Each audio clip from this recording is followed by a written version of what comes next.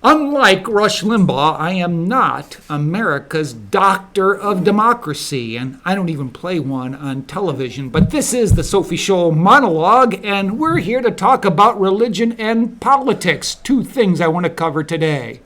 This whole COVID crisis, is it really a crisis?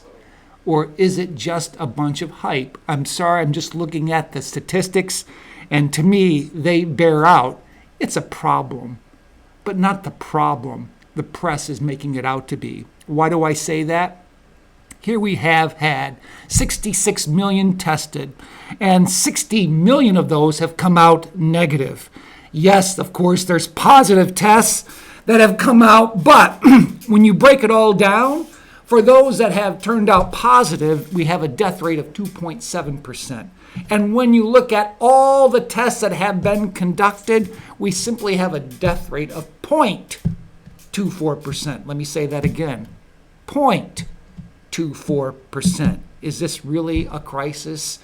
We had a crisis during the Spanish flu. When you take the population of those who died during that time in 1918, the equivalent would be 2 million having to die here in the U.S. before we reach that level.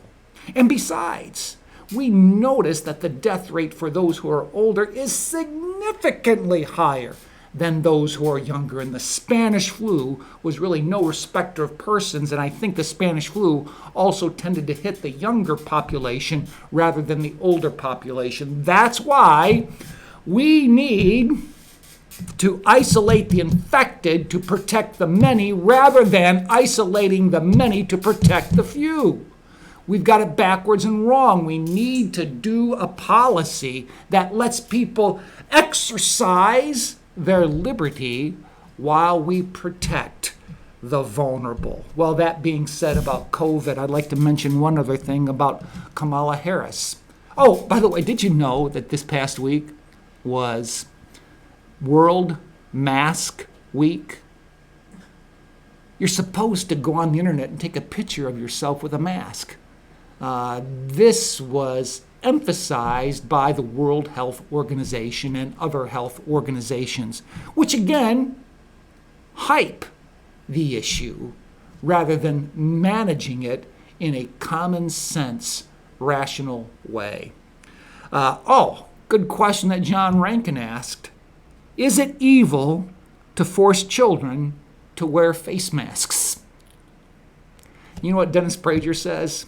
This COVID response has been the biggest mistake in modern world history. Now he's saying our response to it is immoral, the way in which we see restrictions and limitations placed on people's liberty. By the way, now getting to Kamala Harris, we see the press, at least one segment of the press, saying that she is a pragmatic moderate.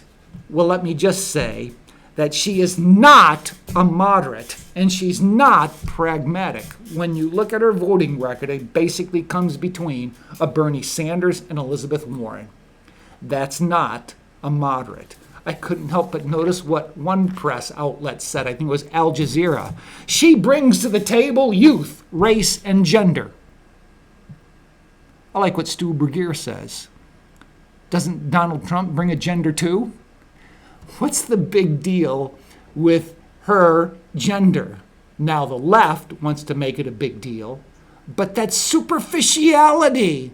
Again, when you listen to these leftists, they are knee-deep in shallowness with their color-coded politics.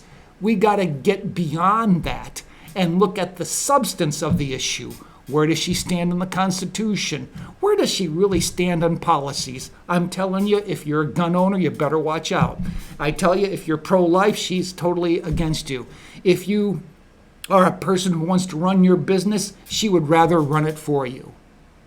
That's getting to the substance of the issue.